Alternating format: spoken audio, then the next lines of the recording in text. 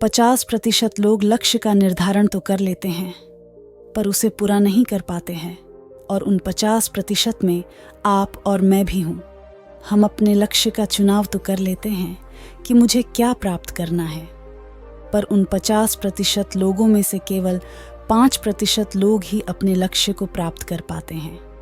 ऐसा इसलिए होता है कि जैसे ही हम अपने लक्ष्य प्राप्ति की ओर कदम बढ़ाते हैं, तभी ही कोई न कोई समस्या उत्पन्न हो जाती है और हम हार मान जाते हैं। मैं भी कई लक्ष्य का निर्धारण करता हूँ, जैसे कि रात को 2 विषय का रिवीजन करूँगा, पर जब पढ़ने बैठता हूँ तो आधे घंटे में ही मन उबने लगता है और मैं लक्ष्य से वंचित रह जाता हूँ और वह लक्ष्य बीच में ही अधूरा रह जाता है। इसका समाधान इस कहानी में बताया गया है, जिसे पढ़कर आप उन 5% लोगों में शामिल हो सकते हो। चलते हैं, कहानी शुरू करते हैं। एक बार की बात है, एक निःसंतान राजा था। समय के साथ वह बूढ़ा हो चुका था और उसे राज्य के लिए एक योग्य उत्तराधिकारी की चिंता सताने लगी थी। योग्य उत्तराधिकारी की खोज के लिए राजा ने पूरे राज्य में ढिंढोरा पिटवाया कि अमुक दिन शाम को जो मुझसे मिलने आएगा उसे मैं अपने राज्य का एक हिस्सा दूंगा। राजा के इस निर्णय से राज्य के प्रधानमंत्री ने रोष जताते हुए राजा से कहा, महाराज, आपसे मिलने तो बहुत से लोग आएंगे और यदि सभी को उनका भाग देंगे तो राज्य के टुकड़े टुकड़े हो जाएंगे। ऐसा अव्यावहारिक काम न करें। राजा ने प्रधानमंत्री को आश्वस्त करते हुए कहा, प्रधानमंत्री जी, आप चिंता न करें, देखते रहें क्या होता है। निश्चित दिन जब सबको मिलना था, राजमहल के बगीचे में राजा ने एक विशाल मेले का आयोजन किया। मेले में नाच गाने और शराब की महफिल जमी थी। खाने के लिए अनेक स्वादिष्ट पदार्थ थे।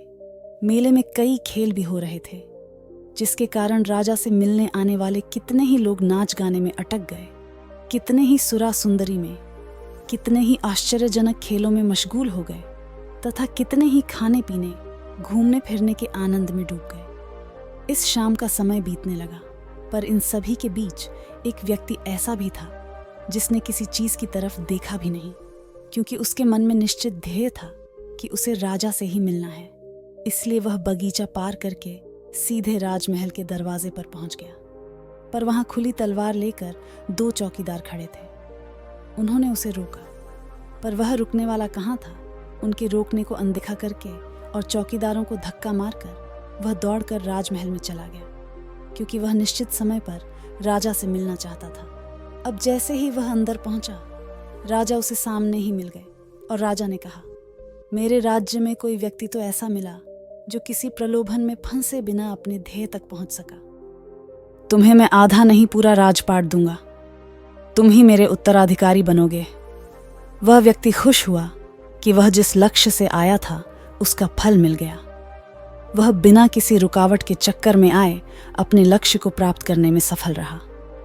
दोस्तों, उस व्यक्ति का दृढ़ संकल्प ही उसे उसके लक्ष्य पर स्थिरता बनाई रखी। यह शब्द, दृढ़ संकल्प की गहराई को समझने वाला व्यक्ति अपनी मनचाही लक्ष्य को प्राप्त करने की क्षमता रखता है और प्राप्त भी कर लेता है, ठीक उस व्यक्ति की तरह। जिंदगी खेलती भी उसी के साथ है जो खिलाड़ी बेहतरीन होता है। दर्द सबकी एक से है, मगर हौसले सबके अलग अलग है। कोई हताश होकर बिखर जाता है तो कोई संघर्ष करके निखर जाता है। दोस्तों, आपको ये मोटिवेशनल कहानी कैसी लगी हमें कमेंट करके ज़रूर बताएं। और आप इस चैनल पर पहली बार आए हैं तो आप इस चैनल को सब्सक्राइब ज़रूर करें। धन्यवाद। मिलते हैं ऐसी ही मोटिवेशनल कहानी लेकर, तब तक के लिए गुड बाय।